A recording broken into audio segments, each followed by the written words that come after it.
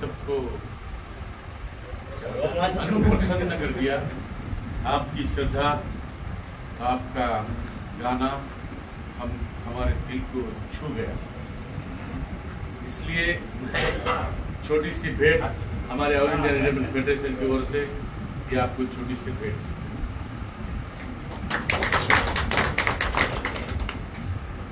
साथियों, मान सम्मान यूं ही किसी का ऐसे ही नहीं होता, उसके लिए त्याग करना पड़ता है, बलिदान देना पड़ता, घर दार सब कुछ त्यागना पड़ता, तभी इतने सारे हाथ तोड़े के गुच्छे जमा होते हैं, ऐसे ही नहीं होते।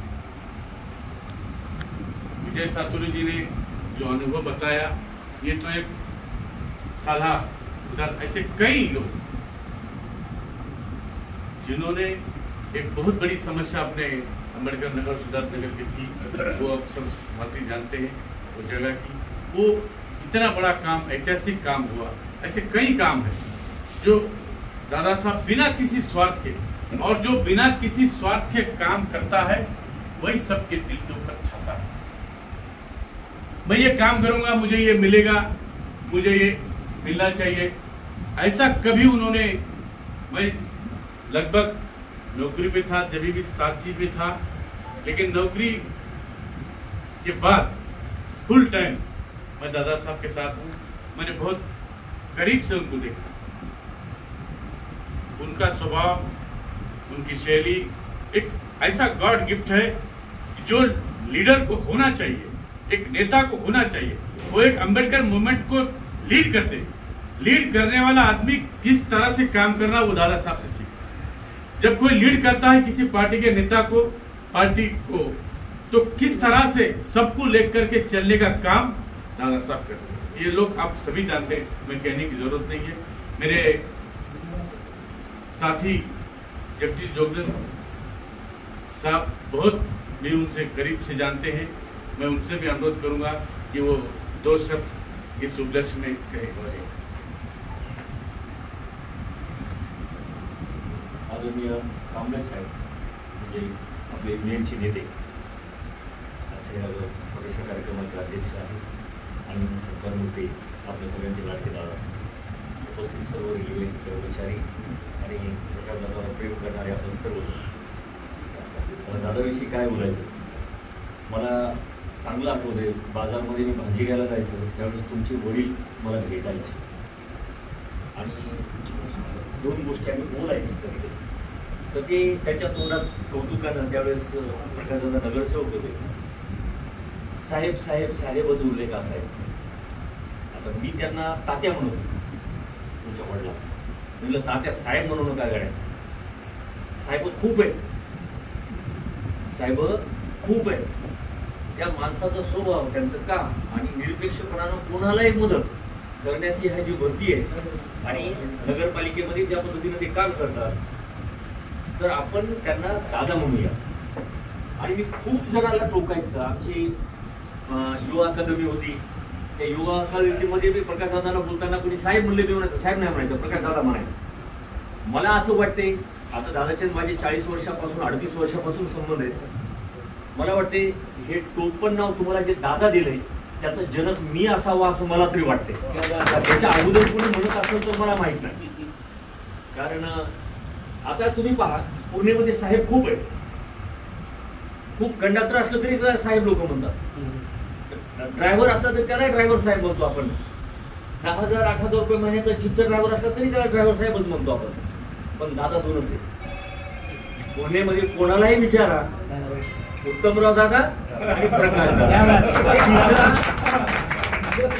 नावाचा दादा असेल कोणी, परंतु लोकांच्या अंतःकरणातून श्रद्धेनं लोकांनी जी उपाधी तुमची स्वीकारलेली आहे, जी उपाधी तुम्हाला लोकांनी बाहेर केलेली आहे, 1000 नगरसेवक पद त्याच्या पुढे झकमार काहीच नाही, नगरसेवक पद त्याच्या पुढे तुच्छ आहे।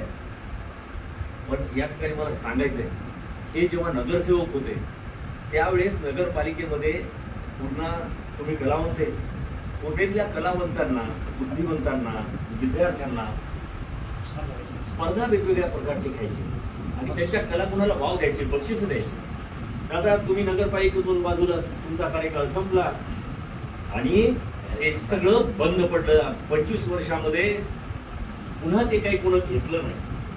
कारण तुम्ही म्हणले तसं शाहीर कदर करणारा पाहिजे, कलावंतांची कदर. राजाश्रय कलेला राजाश्रय मिळाल्याशिवाय कला ही पुढे जाऊ शकत नसते, कलावंतांना प्रोत्साहन मिळू शकत नसतं. लोकाश्रय राजाश्रय मिळाला की आपोआप लोकाश्रय मिळतो. हे उदाहरण समोरच आहे आपलं. आणि या मातीतले कलावंत मुलं पुढे यावेत, त्यांना संधी मिळावी ही त्यांची पहिल्यापासून धडपड असायची. मी विद्यार्थी दशेत होतो तेव्हापासून त्यांच्याशी अटॅचमेंट माझं आहे. मी फार जवळून पाहिले, जवळून अनुभवले दादाला. लोकांना खूप लोकांचा असा गैरसमज की दादा म्हणजे फक्त बुद्धिझम किंवा बुद्धिस्टच यायलाच लाईक करतात. नाही, दादाचा गोतुळा जर पाहिला तर 18 प्रगत जातीची लोक त्यांच्यावरती तेवढंच प्रेम करतात आणि तेही त्याच्यावरती तेवढंच प्रेम करतात. जातीपातीच्या सीमारेषा त्यांनी केव्हाच सोडून दिल्या. खऱ्या अर्थानं मी म्हणतो अशी माणसं म्हणजे संत असतात. संत हा परोपकारी असतो. संत हा लोकांच्या सुखदुःखात धावून जातो. संत निस्वार्थ काम करतो. कुठलाही माझा काय लाभ होणार आहे का हा विचार न करता तो काम करतो. फक्त अंगावर भगवे कपडे किंवा अजून कोणते पांढरे कपडे गुलाबी कपडे घातले म्हणजे कोणी संत होतो असं नाही. तुमच्यासाठी माणसं सुद्धा संतापेक्षा कमी नाही. कारण तुम्ही जे काम करता ते अन्य कुणाला जमणार नाही अशा पद्धतीचं काम. मला कितीतरी लोक सांगत असतात आणि तुमचं काम एका फोनवर होतंय. त्याचं कारण ते तुमचं नैतिक अधिष्ठान. तुम्ही कुठं कानकोंडे झाले असते, कुठं कशामध्ये शर्मिंदे झाले असते तर तुमच्या शब्दाला धार राहिली नसते, शब्दाला महत्त्वही राहिलं नसतं, शब्दाला किंमतही राहिली नसते. मी 15 वर्षापासून सकाळमध्ये काम करतो. आमच्या सकाळमधला एकही उपसंपादक असं नाही ज्याला तुमचं नाव माहीत नाही आणि तुमचं काम माहीत नाही. आता तुम्ही असाल ते कसं, कारण तू जेव्हा नवीन येतो तेव्हा मला त्याला सांगावं लागते का ही व्यक्ती अशी अशी येतच तशी. बातमी लागली पाहिजे, बातमीतले कंटेंट लागले पाहिजे ही धडपड. कार्यक्रमाची बातमी आली पाहिजे. माझं नाव येऊ की न येऊ, नावाला महत्व त्यांनी कधीच दिलं नाही.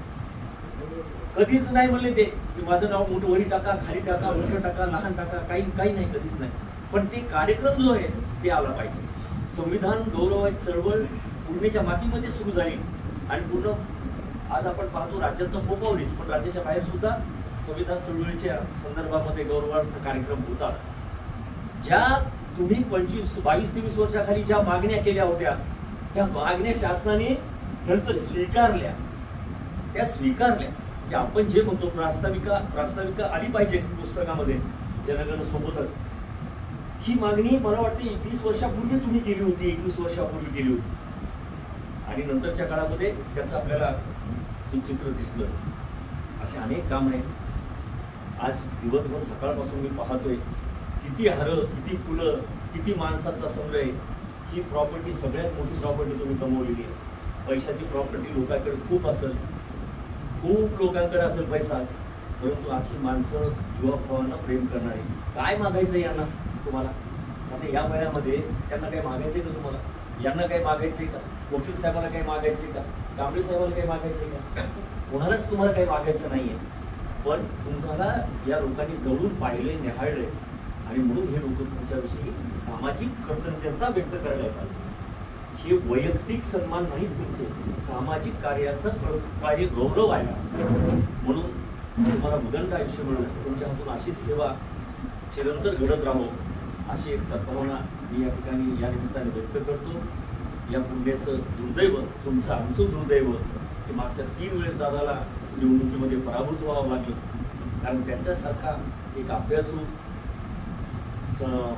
माणूस असेल त्या सभागृहामध्ये तर निश्चितच या शहराचं चित्र बऱ्यापैकी बदललं असतं असं मला तरी वाटतं. एक सांस्कृतिक चळवळी या ठिकाणी मोठी गतिमान झाली असते असं मला वाटतं. ठीक आहे, देर आहे मगर दुरुस्त आहे असं शब्द यावर्षी या आगामी काळात माझ्या कानावर ऐकायला मिळावेत एवढीच भावना या निमित्ताने व्यक्त करतो.